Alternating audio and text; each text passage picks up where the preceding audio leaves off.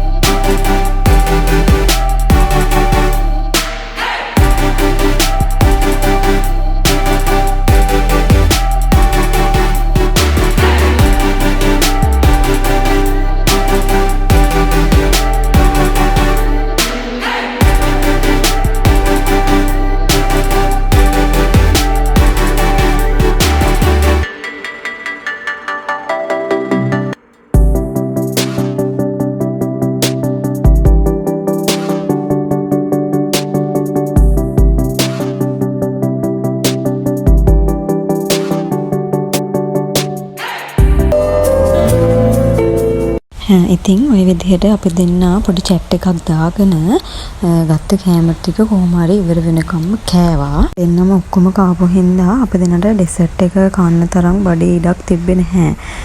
ඒ වුණාට අපිට දැන් මේ ලන්ච් එක මට අරන් දුන්නේ අයියා ගානේ. ඒක හින්දා එයා මට කියනවා එයාට මේ ඩෙසර්ට් එක අරගෙන දෙන්නලු මං ගානේ. ඉතින් කොහොම හරි මං ආස දේවල් ඉපේ කන්න. ඉතින් මමත් කන එකක් හින්දා අපි දෙන්න ඩිසයිඩ් කරගත්තා ඊළඟට ඩෙසර්ට් එක ගන්න කොහටද යන්නේ කියලා. මම ඒක ඔයාලට කියන්නම් ඉස්සරහදී. දැනට ඉතින් අපි දෙන්න කාලා බිල් එක ගේනකන් හිටියා. කොහොම හරි හවුස්ම ගන්න බෑ. ඒ තරම් මට නම් බඩ හොන්තටම පිරලා තිබ්බේ. ඊට පස්සේ දෙන්නත් එක්ක කතා කරලා මට තව පොඩි ඩෝගයක් තිබ්බ කරගන්න. ඒ ටිකත් කරගෙනම ඩෙසර්ට් එක ගන්න යන් කියලා කතා කරගත්තා.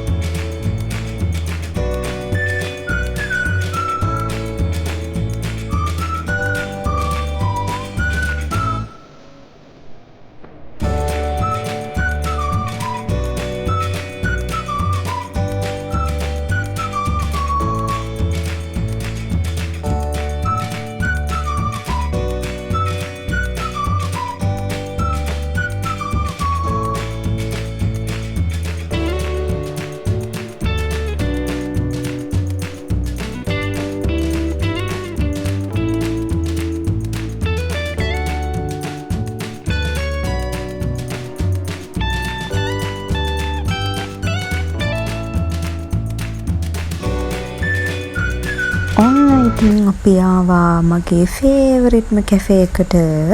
මේ තමයි බනානා කැෆේ. අයිස්ක්‍රීම් කොත්තු කන්න මං හරිම ආසයි අයිස්ක්‍රීම් කොත්තු කන්න.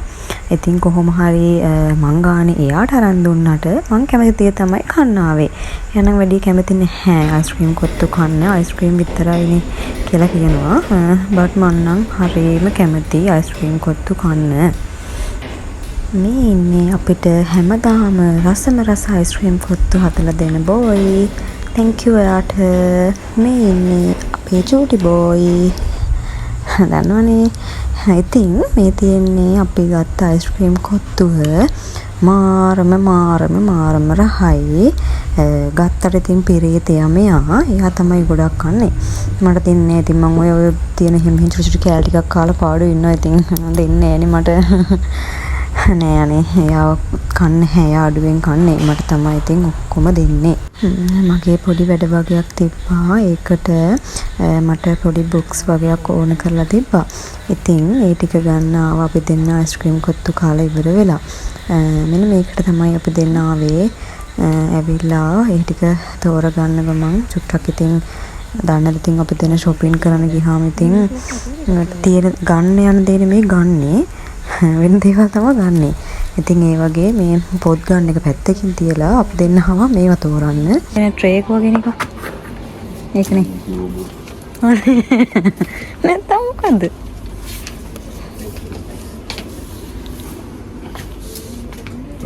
දෙක කරන්නේ. ඕනේ හරි.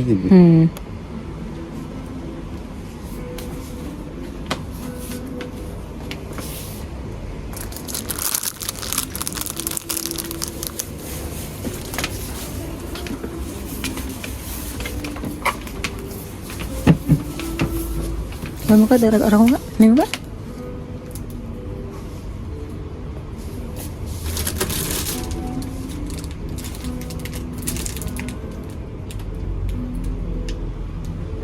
emails ඒවරින් එකක් මොකක් කරන්නේ හා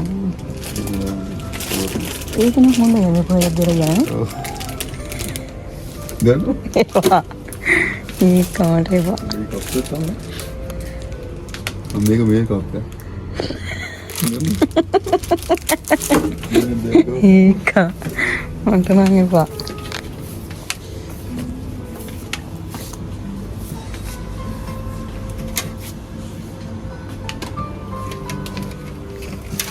අර ඉතින් එතන තෝරලා ගන්න දෙයක් නම් තිබ්බේ නැහැ. සෝස් කප් එකක් ගත්තා අයියා. ඉතින් ඒකත් අරගෙන කොහොම හරි මේ අපි ගියා මට ඕන කරන බුක්ස් ටික ගන්න. ඊට පස්සේ අපි දෙන්න බුක්ස් ටිකත් අරගෙන කොහොම හරි ගෙදර යන්න තමයි කරන්නේ. ඉතින් ඊට පස්සේ වෙන මොනව කරන්නද? ඕන කරන පොත් ටිකත් අරගෙන අපි ආවා ගෙදර. ඉතින් මේ තියෙන්නේ මං ආසම කරන පොත. මං ළමයි හරි කැමති මේ එක එක වර්ගයේ චූටි පොත්. ඒ කියන්නේ ලස්සන පොත් අරගෙන ඒ වගේ ලියනවා. ඒ කියන්නේ පොඩ්ඩක් මොකක් හරි එකක් ලියනවා ඊට පස්සේ ඒක අයින් කරනවා. එහෙම චුටක් තියෙනවා මට. ඉතින් ඔය පොඩි අයිටම් දැක්කම ඒවට හරි ආසයි මං. මේ ලස්සන පෑන් ඒව එකතු කරලා තියන් ඉන්නවා. ඉතින් ආස්තිකාරයි නේද? ඔය විදිහට තමයි අපේ අද දවසේ ගෙවුනේ. ඉතින් වීඩියෝ එක බලපු ඔයාලා හැමෝටම ගොඩාක් ස්තුතියි. ගිහින් එන්නම්. බයි බයි.